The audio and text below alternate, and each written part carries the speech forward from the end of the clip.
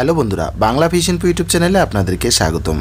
বন্ধুরা, মাছ চাষ করতে গেলে মাছকে খাবার দিতে হয়, আর এই খাবার দিতে গেলে কিন্তু মাছকে অনেক ধরনের খাবার আমরা তৈরি করে চাইলে দিতে পারি। আপনারা অনেক ভিডিওতে দেখবেন যে আমি মাছকে বিভিন্নভাবে খাবার দিয়ে থাকি, আর এই খাবারগুলো তৈরিও করে থাকি।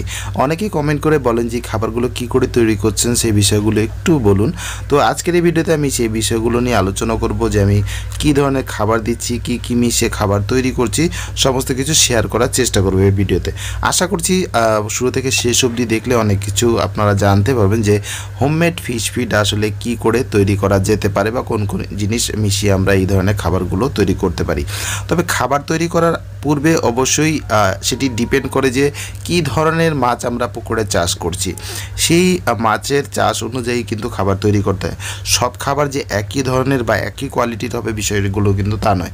কিছু কিছু মাছ রয়েছে যেগুলোর জন্য কিছু হাই প্রোটিন খাবার প্রয়োজন পড়ে, হাই ফ্যাটের প্রয়োজন পড়ে। আবার কিছু কিছু মাছ রয়েছে যেগুলো চাষ করতে গেলে কিছু কম পরিমাণ প্রোটিন এবং ফ্যাটের প্রয়োজন পড়ে।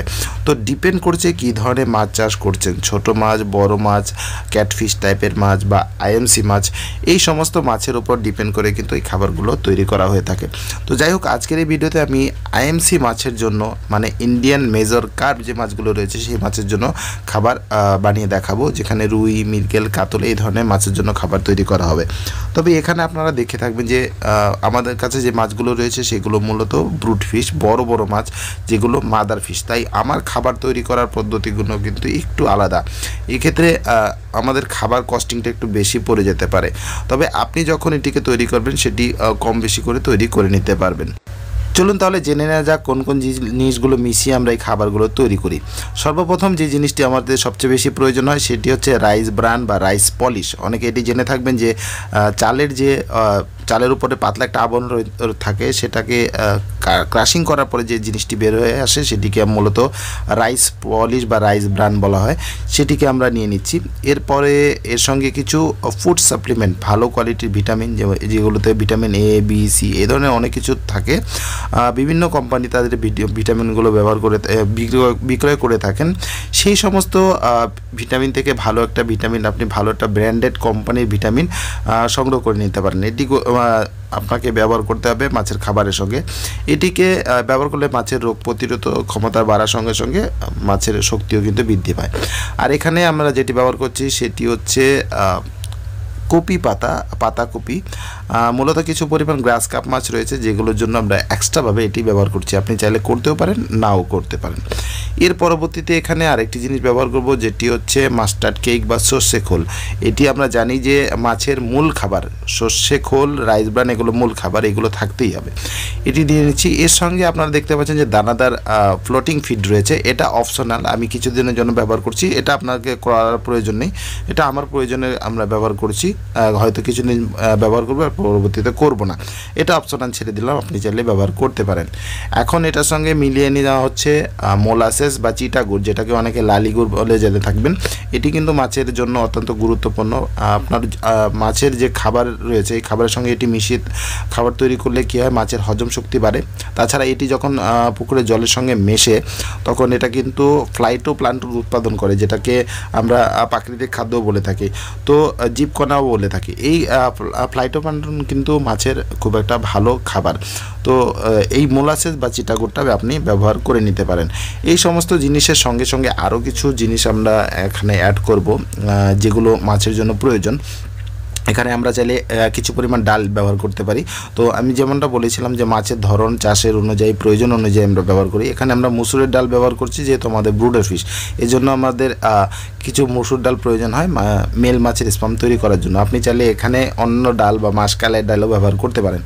এর সঙ্গে সঙ্গে এখন যেটি দেওয়া হচ্ছে সেটি হচ্ছে ভুট্টা, যেটাকে আমরা কর্ন ডাস্ট বলে থাকি। ভুট্টাটাকে আমরা প্রথমে সিদ্ধ করে নিয়েছি, এটি মিশিয়ে দিয়েছি। আর এর সঙ্গে কিছু পরিমাণ সয়া মিল ডাস্ট রয়েছে, এগুলো দুটোকে একসঙ্গে মিশিয়ে দিয়ে একটা পেস্ট তৈরি করা হয়। আর এই ভিজিয়ে দিলে মূলত পেস্ট হয়ে যায়, এরপরে এটা আমরা ব্যবহার করতে পারি। আর কিছু পরিমাণ এখানে আটাও ব্যবহার করছি। যেমনটা আপনারা দেখতে পাচ্ছেন। এই আটাটা কিছু পরিমাণ ব্যবহার করি, খুব বেশি পরিমাণ ব্যবহার করা হয় না। এই সমস্ত জিনিস মিশিয়ে কিন্তু মূলত এই খাবারগুলো তৈরি করতে হয়। এখন এই জিনিসগুলো সম্পূর্ণ আমাদের দেওয়া হয়ে গেছে, হয়ে গেলে এটিকে আমরা ভালো করে মিশিয়ে নিচ্ছি। আর এটা কোনটা কি পরিমাণ দিচ্ছি, কি মিশাচ্ছি, কত পার্সেন্ট দিচ্ছি সব কিছু আপনাদের বলবো। মূলত একটা লিস্ট দেখিয়ে দেবো, সেটি দেখে কিন্তু আপনারা আপনাদের মাছের জন্য খাবার তৈরি করতে পারেন। সেক্ষেত্রে অবশ্যই বিবেচনা করবেন যে কোনটা বেশি বা কোনটা কম দেওয়া যায়, কারণ আমি যে আগেই বলেছি ব্রুডার ফিশ, তো আমার ভালো কোয়ালিটির খাবার প্রয়োজন হয়, সেক্ষেত্রে আমাদের খরচাটা একটু বেশি আসে। তো আপনি যেহেতু অন্য মাছ চাষ করবেন না, যদি ব্রুডার চাষ করেন তাহলে সেম কোয়ালিটিতেই বা সেম কোয়ান্টিটিতে আপনি ব্যবহার করতে পারেন। এখানে একটা জিনিস দেওয়া হচ্ছে, সেটা হচ্ছে লবণ। লবণ অবশ্যই আপনি খাবারে ব্যবহার করবেন 1% থেকে 2% হিসাবে আপনি ব্যবহার করবেন। লবণটা সরাসরি ছিটিয়ে না দিয়ে আপনি একটু বুদ্ধি করে এটা যদি ব্যবহার করেন তাহলে সমস্ত খাবারের সঙ্গে মিশবে। প্রথমে একটু জল নিয়ে নিন, জলের সঙ্গে আপনি লবণটা ভালো করে গুলিয়ে এই খাবারের সঙ্গে ছিটিয়ে দিন, তাহলে দেখা যাবে যে খুব ভালোভাবে এই খাবারটির সঙ্গে এই লবণটা মিক্স হয়ে গেছে। আর লবণ যখন দেবেন তখন মাছের খাবারের যে স্বাদটা রয়েছে সেটা একটু বেড়ে যায়, যার ফলে মাছগুলো কিন্তু এই খাবারটা তুলনামূলকভাবে একটু বেশি খায়। তাছাড়া হজম শক্তি বাড়াতে লবণের কিন্তু বিশাল বড় ভূমিকা রয়েছে। খাবারের সঙ্গে কিছু পরিমাণ লবণ ব্যবহার করলে মাছ যে খাবারটা খায় সেটা তাড়াতাড়ি হজম হয়ে যায়। তো সমস্ত কিছু আমি এখানে ব্যবহার করে নিয়েছি। সমস্ত কিছু ব্যবহার করে নেওয়ার পর এটাকে ভালো করে মিশাতে হবে। যদিও আমার একটা মেশিন রয়েছে, তো সেই মেশিনটি দিয়ে আমি মিক্সচার করি। তো আপনাদের জন্য শুধু স্পেশালভাবে আজকে এই আয়োজনটা করেছি, যেন আপনারা জিনিসগুলো ভালোভাবে বুঝতে পারেন যে কোন কোন জিনিস দেওয়া হচ্ছে, কোনগুলো দেওয়া হচ্ছে না। তো যে এই কারণে মূলত আলাদাভাবে আমি আজকে ব্যবস্থাটা করেছি। তো যেমনটা দেখতে পাচ্ছেন সমস্ত জিনিসগুলো মেশানো হয়ে যাচ্ছে। মেশানো হয়ে গেলেই কিন্তু এই আপনি খাবারটা তৈরি করতে পারেন। সেক্ষেত্রে খুব ভালো করে এটাকে মিক্স করে নিতে হবে, এবং মিক্স করা খাবারটা অবশ্যই আপনাকে সেই 2 থেকে 3 ঘন্টার ভেতরেই পুকুরে ব্যবহার করতে হবে। বেশি সময় বা 2-4 দিন রেখে দেবেন তা কিন্তু চলবে না। এই ধরনের রেডিমেড হোমমেড খাবার ফিশ ফিড যেগুলো রয়েছে এগুলোকে বেশি সময় রাখা যায় না। হাতে তৈরি খাবারগুলো হাতে তৈরি করে সঙ্গে সঙ্গে পুকুরে প্রয়োগ করে দিতে হয়। তো মোটামুটি আমাদের খাবারের যে প্রসেসগুলো রয়েছে সেগুলো দেখিয়ে দিয়েছি। আর এগুলো মিক্সিং হয়ে যাওয়ার পরে আমি আমার মাছের অনুযায়ী পুকুরে প্রয়োগ করব। সেক্ষেত্রে বড় মাছ যদি থাকে, আমার যেহেতু আমি দেখিয়েছি যে বড় মাছ 3 কিলো 4 কিলো 5 কিলো 7 কিলো পর্যন্ত বড় বড় মাছ রয়েছে, সেক্ষেত্রে আমরা এই ধরনের বল আকারে খাবার তৈরি করে মাছের পুকুরে প্রয়োগ করে থাকি। ছোট মাছ থাকলে সেগুলোকে আপনি ছোট ছোট টুকরা হিসেবে ব্যবহার করতে পারেন। হালকা জল দিয়ে একটু থকথকে টাইপের করে পুকুরে প্রয়োগ করতে পারেন। সেটা মাছের সাইজের উপর ডিপেন্ড করবে যে কী ধরনের আপনার মাছ রয়েছে, সেই হিসাবে পুকুরে খাবার প্রয়োগ করবেন। তো এখন আমি আপনাদেরকে এটা বানানোর যে লিস্ট রয়েছে সেটা আমি দেখিয়ে দিচ্ছি। পার্সোনাল যে লিস্ট রয়েছে সেগুলো মূলত আমরা কাউকে দিই না। তো যেহেতু চ্যানেলে আপনারা ফলো করছেন, ভিডিও দেখছেন, সেক্ষেত্রে এই লিস্টটা আমি আপনাদেরকে এখানে প্রোভাইড করিয়ে দিচ্ছি।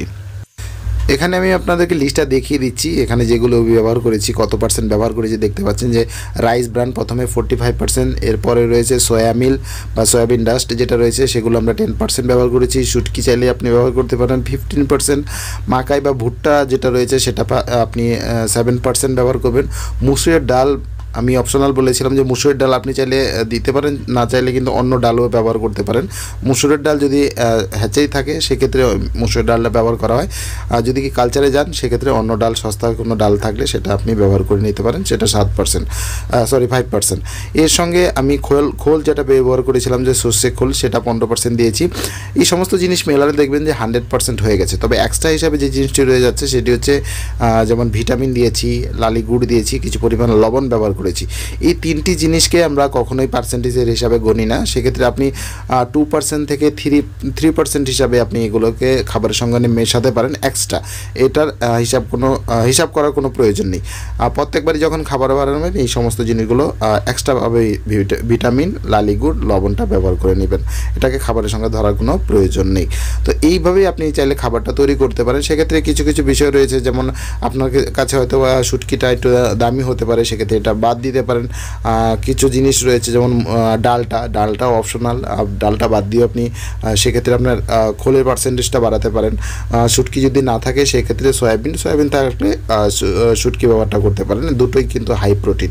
তো এভাবে মিশিয়ে আপনি যদি খাবারগুলো তৈরি করেন দেখবেন যে খুব ভালো মানের একটা খাবার তৈরি হয়ে গেছে এবং খুব সহজেই আপনার মাছগুলো বাড়ছে, বড় হচ্ছে, যেমন আমাদের মাছগুলো হয়ে থাকে। তবে এখানে খাবার কস্টিংটা একটু বেশি আসতে পারে। আবার অনেকে প্রশ্ন করে থাকেন যে খাবারের দাম কত পড়ছে একটু বলেন, সেটা আমি আপনাদেরকে বলতে পারছি না, কারণ হচ্ছে আপনি একটু কষ্ট করে দেখে নেবেন যে প্রত্যেকটা জিনিস আমি দেখিয়েছি সেইগুলোর বর্তমান মার্কেট প্রাইস কত রয়েছে আর কত পার্সেন্ট ইউজ করছেন, তা কত টাকা করে পড়ছে, সেটি আপনি নিজে একটু কষ্ট করে বের করে নেবেন, তাহলে সবচেয়ে ভালো হয়। তো আশা করছি এই ভিডিওতে অনেক কিছু দেখতে পেরেছেন, জানতে পেরেছেন, খাবার সম্বন্ধে বুঝতে পেরেছেন। এই ধরনের তথ্য যদি আরও পেতে চান সেক্ষেত্রে চ্যানেলটিকে সাবস্ক্রাইব করে রাখবেন, ভিডিওটি ভালো লাগলে লাইক করবেন। তো বন্ধুরা, দেখা হচ্ছে পরবর্তী ভিডিওতে নতুন একটা টপিকের সঙ্গে। ততক্ষণের জন্য আমি সুব্রত আপনাদের কাছ থেকে বিদায় নিচ্ছি।